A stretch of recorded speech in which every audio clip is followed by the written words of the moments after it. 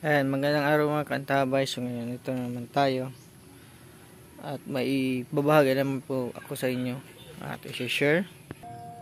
Ngayon mga kantabay, ito yung karaniwan na lihitin mo na sa YouTube channel ng iba.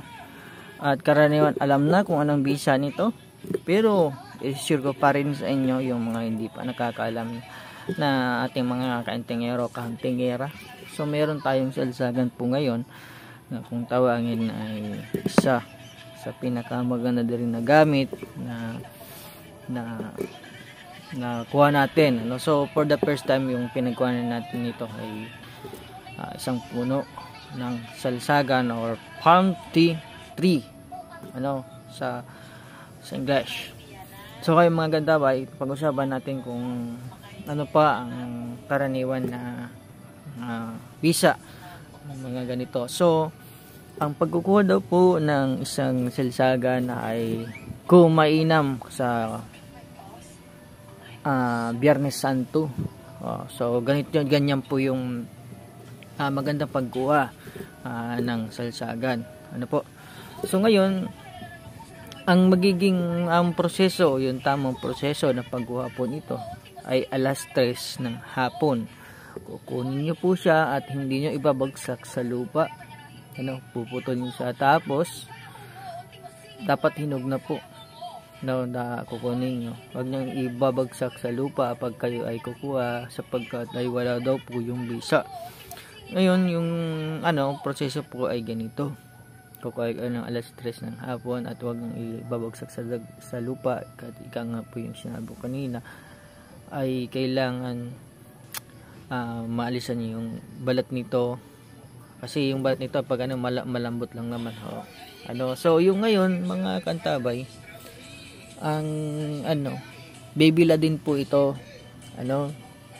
Ngayon dapat yung tuyong-tuyo, yung pagkabilad ng salsagan ninyo, dapat tuyong-tuyo. Tapos isa nyo po siyang aalugin. At yun na po yung kukunin ninyo. Yun na po yung natawag na alog. Ano po? So ngayon, tatago mo na yun at huwag mong pagmamaywang na meron ka nun. So yung naman po, salsagan ay isang sa pinakamahusay din po pagdating sa bala.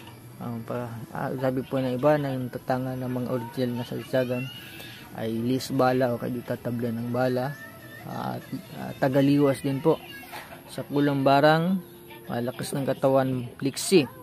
Yan po yung mga abilidad ng salsagan. Kung hindi pa kayo gusto na magkaroon nito, pwede naman unang Biyernes o first Friday ng buwan, alas 3 din ng hapon, ganun din po yung proseso ng pagkuha ng ganito na salsagan. So sabi po ng mga katutubo daw, based po doon sa ating pagsisiyasat, ay ang tunay pong salsagan yung ginagamit sa panganga, So pag nakakaw ka ng alog, napakaswerte mo naman kantabay, sapagkat yun daw ang pinaka-original at pinakamabisa na pang tangani na gamit. Po.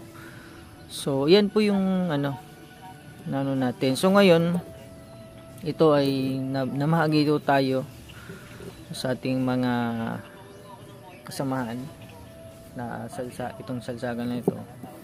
So yung iba ay bubuksan natin to para makita yung loob na kung ano ang pinakaloob nito, tapos saka lang natin lalagyan ng kung anong pwede natin ilagay na mga ilalagay dyan. Kung ano-anong gusto mong ilagay, pwede gawin natin kitchen, pero malakas din ito, maganda ditong lalin sa mga tinatawag natin sa mga biyahe, kung saan kayo pupunta, maganda ito mga kantabay, So napakahusay din ng mga yan, at madami na napapatunay, nagsasabi na ang salsagan isa din sa pinakamagandang gamit na binahagi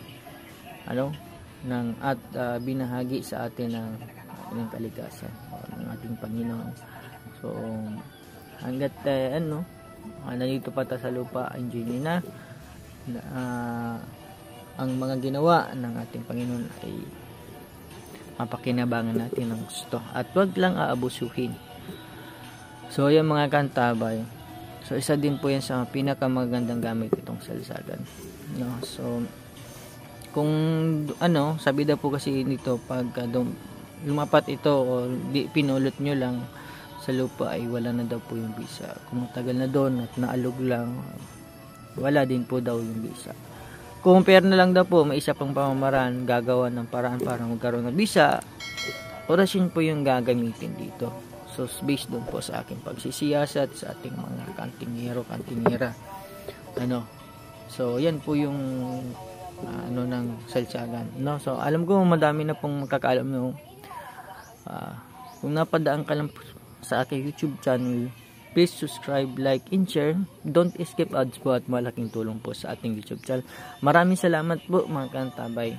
Salamat po at God bless. Ingat po tayo at lagi po tayo magdasal. At maraming salamat at magandang araw po sa atin.